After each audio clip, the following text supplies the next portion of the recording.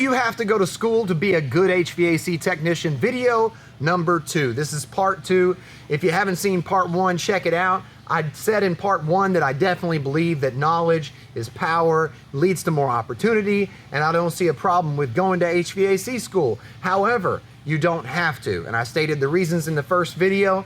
In this video, I'd like to talk to you and give you more information about those that plan on attending HVAC school and some things to think about and why it may be a great idea to go to school. So the number 1 is companies are looking at HVAC schools as pools for hiring. They look at potential employees coming from the schools to be able to fulfill the needs for the services that they offer. So they're in direct communication with either the instructor of the school, the class, HVAC, or they're in direct communication with the director. And the school wants job placement. That's the ultimate goal. They want to say that we have 100% job placement. So that means if we had 50 students last semester, that all 50 have a job.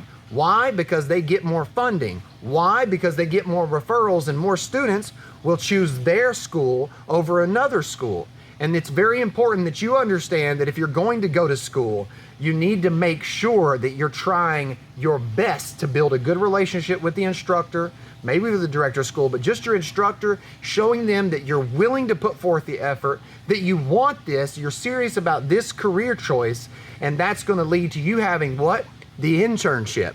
So then you're able to work for the company that you might potentially end up with throughout school, or you end up with the interview maybe almost when you're done with school, or when you've graduated, you get that interview because you were recommended. Your instructor saw that you wanted to learn, you were willing to put forth that effort, and that's what matters. So the next thing I want to talk about is how dangerous this industry is and this field of service, okay? The reason it's dangerous is because, one, electrical.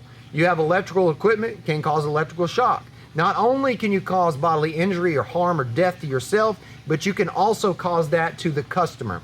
And the customer needs you to be the expert, and you have to know what you're doing, not only so you can repair the equipment safely, properly, but you also have to be the one that safeguards the customer. Why? Because they don't know that gas appliances could be deadly if not properly serviced. And you're dealing with things like carbon monoxide, which is a byproduct of some types of equipment. You're dealing with basically bombs when you look at huge compressors and systems with high voltage. You could potentially really hurt many people, and you need to prepare yourself to be able to handle these situations. And I think school is a very good option for those that want to make sure that they're doing everything to keep themselves safe and other people, especially when making yourself more knowledgeable about this field and equipment you could be working on. You could cause a fire, you could cause an explosion, you could cause electrical shock, and those are just 3 to name very many, because there's such a huge skill set that's required for this industry. This is just a few things to think about.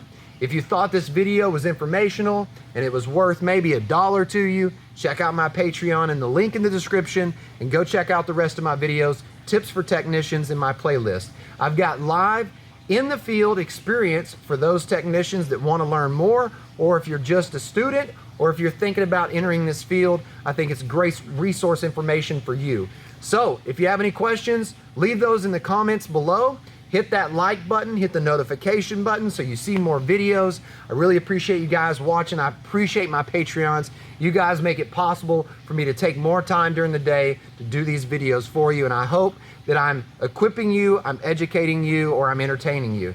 Otherwise, I'm doing this for nothing. But remember, I'll keep you cool if you let me. This is Tad with Tips for Technicians.